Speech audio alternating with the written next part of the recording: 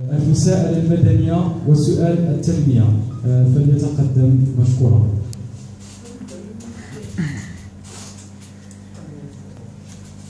السلام عليكم. بونسوار.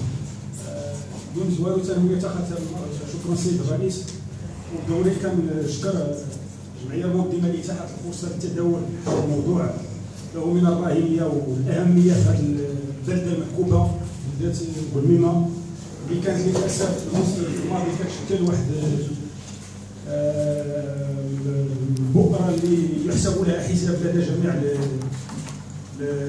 المستويات سواء المدنيه والدولاتيه بالمفهوم الرسمي كمشكل المهندسين ومشكل الكفاءات، لكن حاضر هذه البلده المظلومه والمكلومه في حاضرها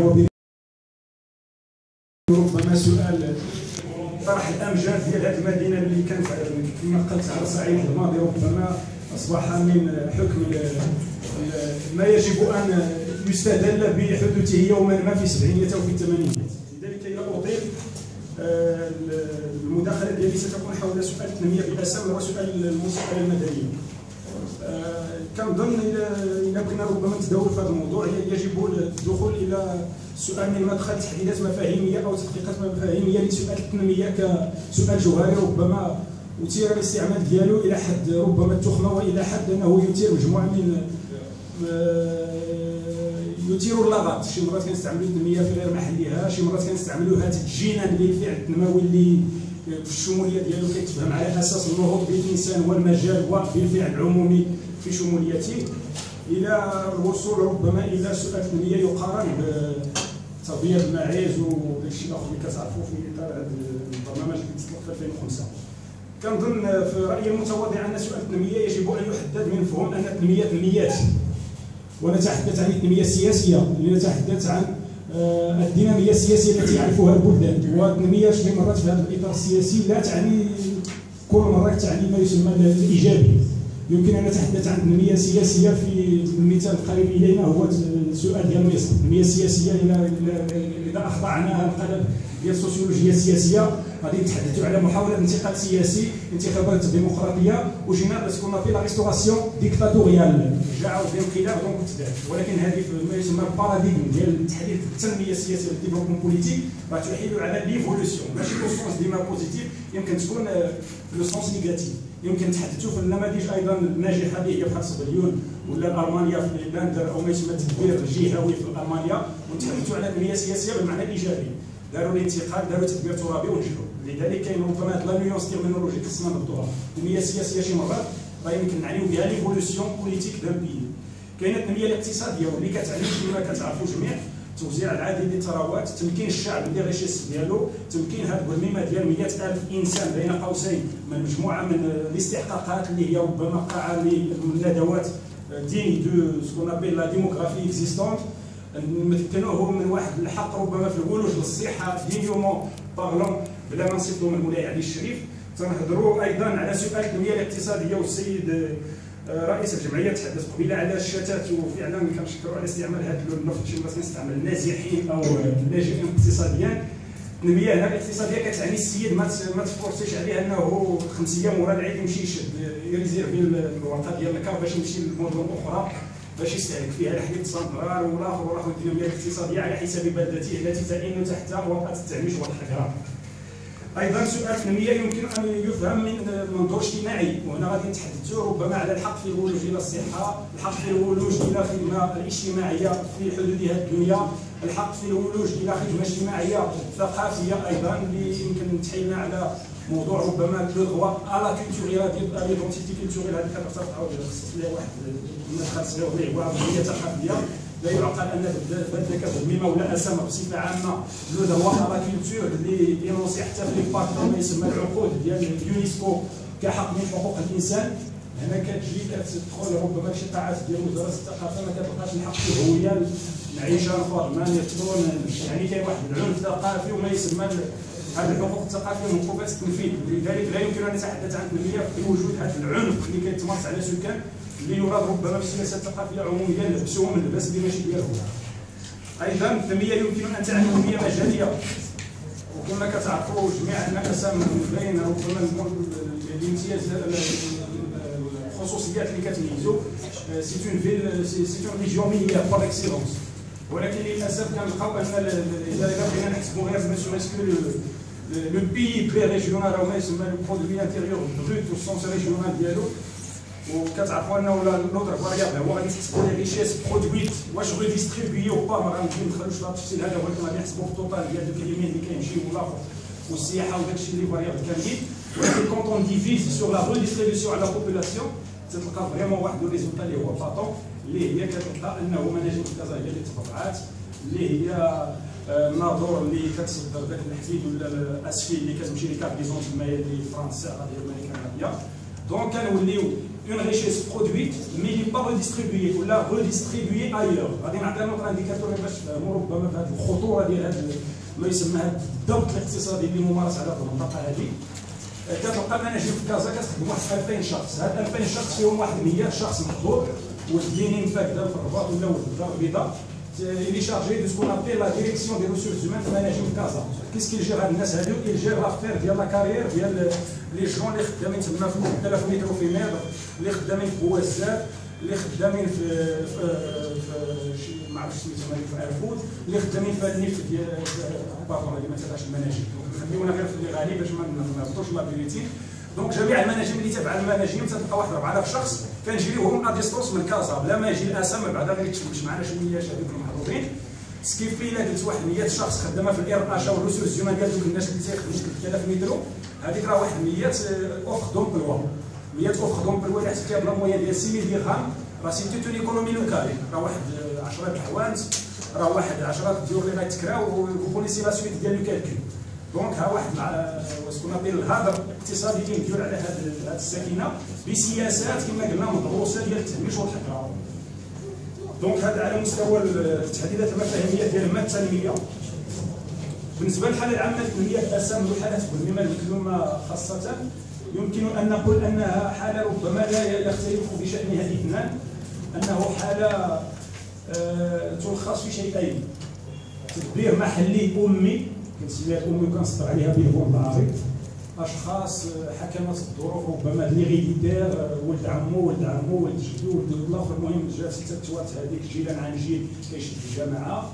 بو امبورت سون نيفو ديتود، يمكن ربما اني ميم با اليجيبل يشد حتى فاكتور في البوسطه مع احتراماتي الناس ديال البوسطه، تيجي كيقرر لنا دابا وحاجات الدوله مؤخرا واحد 3 سنين هذه واحد باش ما فيش ديك البروجي، ان بروجي داميناجمون ديال 300 مليون درهم، يعني البراج ديال تيم قيدو ترشيد واحد 80 مليون درهم. هذا السيد بغاو يجريوها وبغا يدير سكون ابيل لو بي دي سي، لو بلان كومونال دو ديفلوبمون. كيفاش ما فهمش هذه الدوله هذه للاسف. دونك هذا البازار السياسي باش ربما نكون محدد ونكون وفي العلوم السياسيه والتدبير العام، هذا الاشخاص ديال البازار السياسي، اللي تنقول بازار سياسي يعني دي بوليتيزي ما كيخضعش لما يسمى لو بوليتيك اللي هو لا ليجيتيميتي بوبولير، la légitimité démocratique et l'éligibilité, le cadre de légitimité ديال ماكس فيبر، راسيونيل ماناجيريال اي بروفيسيونيل، يعني تكون اون كارير ديغيير. ما يمكنش انت تدبر ليا 300 مليون درهم وانت غير توجد فوايي ديالك ما خديتيش توصل به السيمانه للسوق الاسبوعي. سي فريمون سي لو موند رومبير والاهانه ديال ديك الساكنه مسكينه اللي شاء القدر انه تهان في الطريقه ديال التدبير العام على مستوى المحلي. دونك كاين هذه القضيه ديال الاميين اللي كيدبروا ما يسمى لي شيكي بوليتيك باينه بزاف المزدوجتين اللي كنسميه بلا مجامله وبلا لغه الخشبيه البازار السياسي، لانه كما قلت لكم هذا الشيء ديال ماكس فيبر والناس ديال علم السياسه والناس السوسيولوجيا السياسيه، الا جبتي الباراديغم اللي جابوا لنا من بيريكليس ولا اللي جابوا لنا في الاغريق غادي توحل هنا. اللي با ترونسبوزابل هذوك الناس اللي اخترعوا لا بوليتيك في اغورا والفوروم، الا حكيتيها في كل مما تدور يعني اللي با ابليكابل. سكيفي ربما غادي نسمح لراسي وكما قلنا علميا باش نستعملها في اللحظه البازار السياسي، حيت كما قلنا تنتفي فيه علوم السياسه اللي تيقولوا راه جابوا الصندوق وحطوه راه لو ميم اورن. هذيك لي زورن سون اش غنسميها سون تروكي. اولا الشخص اللي يقدم سنه في البازار السياسي ما كيتحقق فيه هادشي جابيل لي بريالابل على ليجيبيليتي بوليتيك. وثاني حاجه بلا ما نهضروا في لو بروسيدورال دو جو بوليتيك اللي هي اصلا حتى هي ملعوبه، يعني ما كاينش الصفه في الاول ستة اوتبوت ما غيكونش صافي. دونك سي سكون ابيل ان اوتبوت دافونس كونو في لو ريزولتا ديالو غادي نكونوا كونداني في التنميه. ليطا دي لي زانديكاتور سوسيو غادي يكون باطون، لي زانديكاتور في سكون ابيل لا كاليتي دو ماناجمنت غادي تكون كارثه. هز الكابراج هبط الكابراج فيني الكابراج وشويه يدير الروكارات وكتلقى 5 سنتيم زايده جيبوا لامون رازيوهم، واحد العبثيه منقطعه النظير. الحاله العامه ديال سمر ايضا هو للاسف، وهذا ربما اللي كلفنا كثير وتنتحملوا فيه سكون ابيل سيستم فاكتور اندوجين اللي هي القبليه للاسف اللي دخلت لنا بلا شعور الى حد انه تنضحيو ربما بشي عناصر شي مرات واخا تيبقى بازار سياسي عبد ربي باقي يبوليتيزي حتى يحطوا لنا شي عرض سياسي يستجيب للتطلعات ديال عبد ربي، ولكن شئنا ام ابينا قرينا العلوم السياسيه قرينا التدبير العام تنعيو تيبقى فيك واحد لا شعور ديال العصبيه اللي تيهضر عليها لو موديل كاندونيان ديال السوسيولوجي بوليتيك اللي هي العصبيه. العصبيه القرون الوسطى راه باقا بشكل او باخر، وقعت لنا كنا ضحيه ديالها غير في هاد لي سيشيونس اللي فاتوا. D'une façon ou d'une autre, on était contre la région qui était imposée depuis des décennies, des échéances et des échéances. Oui, il y a la proximité. Mais il se trouve que la proximité, elle tend vers ne rien donner. Parce que la régulation du jeu de l'effort, ça ne dépend pas de la personne. Ça dépend de l'effort. De telle façon à que, non, j'ai géré l'affaire bien, tu n'iras pas le voir parce que le mec, ما غايمشي حتى حاجه واخا تجيب المال يسير ديك لا ريجيون. وهذا ربما الاستنتاج اللي كنت كنوصل به هو لا ديسيكسيون، وغنعتبر ربما الشبكه الاجتماعيه ديالي حيت كنت واحد المره طلقت شي حاجه ما يحيل لي سميتها بوغ لي بيرسون كونداني ا فوتي، تنحيلهم ربما ولو بصفه شخصيه باش يفوتيو بوغ كيل بيرسون. حنا واقيلا جاي لهم باش نعملو كريتي على هذا البوستينغ هذه ويسمحوا لي اللي غررت بالصوت ديالهم واللي محكوم عليهم القدر يفوتي. الحاله ايضا ليتا دي ليو دونك بو سو ريزومي في هذا واحد ce qu'on appelle le délaissement total de la population qui n'est pas politisée, qui a délaissé son sort à ce que j'appelle المخلوقات الشاذة وهذه المافيا الانتخابية اللي ce qu'on appelle اولي الامر طلقوا لي زيكليري طلقوا العاب ما مسوقش ما الاخر بقاو مساكين دوك لو كوماندي مختال واحد مغلوبه على امرها غتبقى عليها الجاره ايوا كري فلان النق ايوا كري فلان النق هذاك عاود شد القبيله ب 6 مليون هذا قال له عاود جا من الفودي وباعوا شرف الناس هذاك عاود جات بقات جدات راه خالتي دونك ولا الحسابات ديال العائليه دونك حتى هما مالوريزمون سي ان انديكاتور اللي كتعطينا داك لاوتبوت اللي كنعرفو كي نوجير بغينا ولا كرهنا.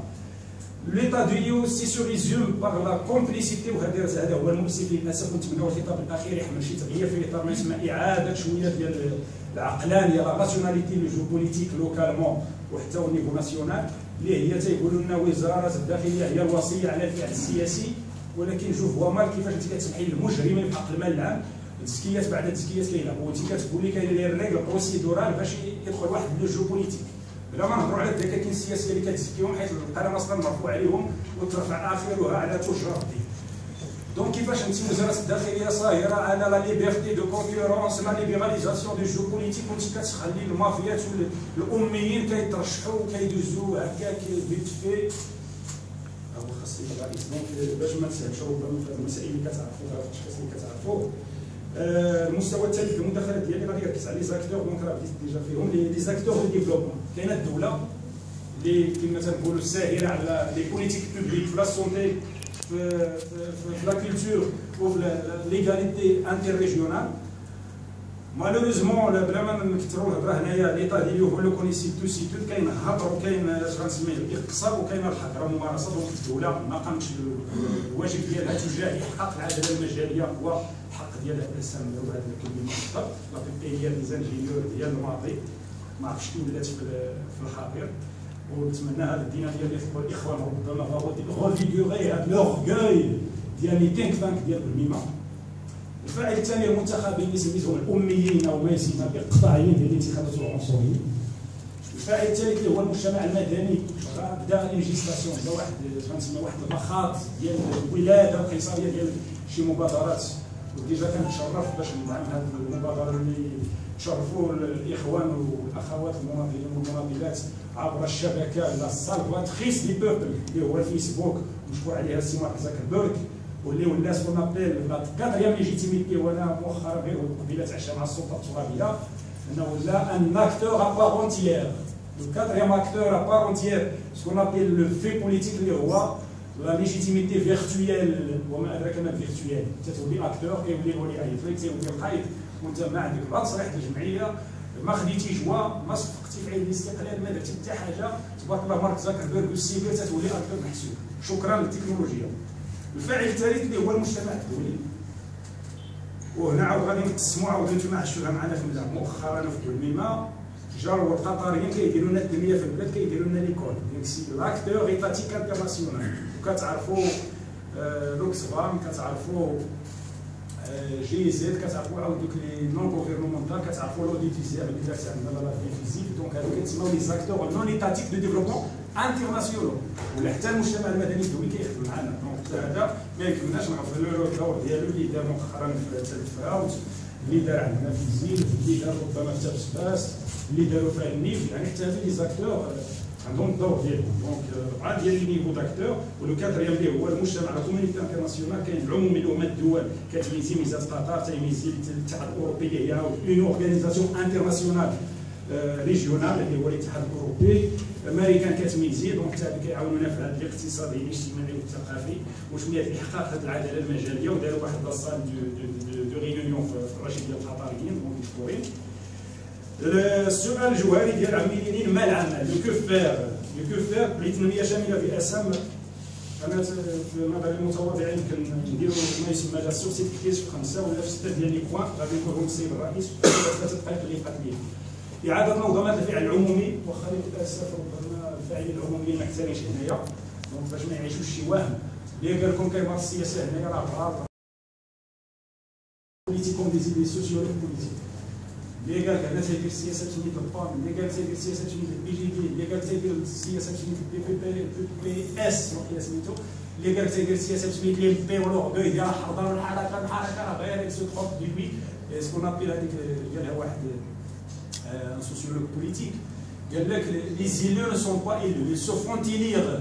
شكون اللي مرشح ليه؟ هذاك اللي في الرباط اللي عطاه التزكيه ولا عطاك التزكيه. راه في لو موندا بوليتيك ديالك تيقول لك غير خليك تما ملي نحتاج كنقول لك تيشونج دو كون وخرج للمعارضات، خرج لهنايا تتولي واحد المغيونات.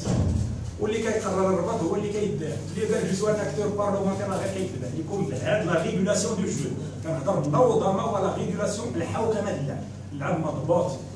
نتحدى مخير هنايا يكون اكتور بوليتيك يجي يقول لي جو ان اكتور بوليتيك بارونتيير، وملي كنقرر هذه لو بوفوار ديسيزيونيل جامي كونتيستي. دونك هذا كنبقى التحدي اللي كان ربما عندنا فاعلين سياسيين في هذا الامر. السؤال الثاني هو اعاده تشكيل وعقلنه البازار السياسي لا مزدوجتين او ما يسمى تجاوزا بالمشهد السياسي المغربي، حيث لا يعقل مشهد سياسي في هذا البلاد هذا طلع ما بعد الربيع الديمقراطي وهو باقي كيقول لنا الخطاب ديال مكه والمكرمه ودمشق. حتى عيشه فاطمه ما عندوش لا ليجيتيميتي اونتروبولوجيكي هيستوريكي ديال راسها، ما عندكش الشرعيه ديال المكان اللي هي فاطمه ولا فالوريزاسيون دو سوا ما عندكش. كيفاش طلعتي؟ هذا سؤال كيتطرح في اطار ما يسمى الشذوذ المشهد في العموميه ديالو في هذه البلاد السعيده. السؤال الثالث اعاده النظر في توزيع السلطه واتخاذ القرار. لا يعقل اننا دابا بغينا نديروا بودرون في بولميما تيجي واحد اللي سوا ديزون ديك لا ليجيتيميتي ديموكراتيك اللي كنقولوا كيقول لك راه عندي لو بوفوار ديسيزيونيل، كيطلع الكونتر تيطلع هنايا الباشا ولا القايد اللي كان في المجال القروي كيدير عليه هذاك التوكال كيدوز ليه اللي بغا ما كيدوزش. دونك هاد لا دواليتي سكون ابيل لو ريجيم بوليتيك ماروكان حتى هي بارامور حتى الريفرا طرحها بالالحاح تيطرح ما يسمى لا مونتور دي بروسيدور. واش هي لا ليجيتيميتي ديموكراتيك تلعب؟ خلي السيد اللي فوتينا عليه فوتاو عليه لو كومانديمونتير خليه يلعب 4 ايام باش 4 سنين ويخرج. دونك علاش غادي تكونتروليه انت ما يسمى لو بوفوار اللي هو فاغالي اللي هو ديال لا ديزينياسيون اللي هو ماشي دوتي دون ليجيتيميتي ديموكراتيك. دونك اعاده النظر في توزيع السلطه لا ريديستريبيسيون دو بوفوار ديسيزيونيل في على لوميير دو سيت ريجيوناليزاسيون افونسي اللي تيقول لنا عزيمه في 2010 واللي قالوها جدودنا في 1912 باش كاين القايد في شي بلاصه تبارك الله كيحكم وكيديروا داك اكادير اللي عنده الشجوع تيقولوا سير عمرو الشعير عمرو الزرع عمرو حتى عندنا ديموكراسي لوكال اللي طون دو لا غوفالوريزي ونعطيو لها لا شونس ديالها.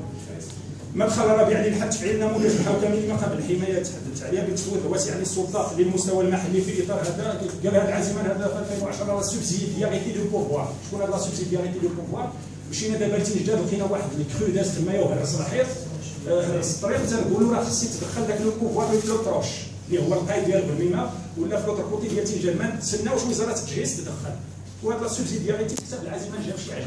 هذا لا سوبسيدياريتي راه كاينه عندنا قبل 1912. القائد كيجري كيعطيه واحد تيعطيه السلطان التفويض الكامل كيجري صافاسو ما جاب الخبراء الرباط حتى حاجه. المدخل الخامس السيد الرئيس قبل ما نختم تحرير التدافع التنافس السياسي اللي قلنا لي فري بروغرام اللي عنده الشرعيه لا يعقل طلعتي بالجنوب الشرقي وانت عروبي في الايديولوجيه ديال كل ارهابي اسلامي تاجر الدين. المدخل السادس والاخير قبل ان اختم السيد الرئيس اذا سمحتي، السماح لمشاريع مجتمعيه حقيقيه بالعمل وفق منظور الشرعيه الديمقراطيه والشرعيه القانونيه والطبيعيه في اطار مشاريع مجتمعيه للمروك كدوله امازيغيه يجب ان اش غنسميها الدواء ايماني تستخرج اي مشروع مجتمعي من الشرعيه ديال الناس اللي عندهم الاحداث ديالهم، عندهم الاعراف ديالهم، عندهم الهويه ديالهم الامازيغيه بالمفهوم ديالها الشامل وليس العرقي كما كيروجوا شي وحدين وما يسمى الناس اللي كيسميو في الماء العكير. واي مشروع سياسي اللي يزيح على هذه ما يسمى الشرعيه المكان ديال هذه التربه اللي عندنا عرفوها مصطنع وبلا راسيوناليتي ديال بيريكليس وديال الديمقراطيه ديال الاغريق راه من حالات الشذوذ انه يطلع يعني عمروا له الصنادق ماشي طلع بهذه الشرعيه اللي قلت. وشكرا.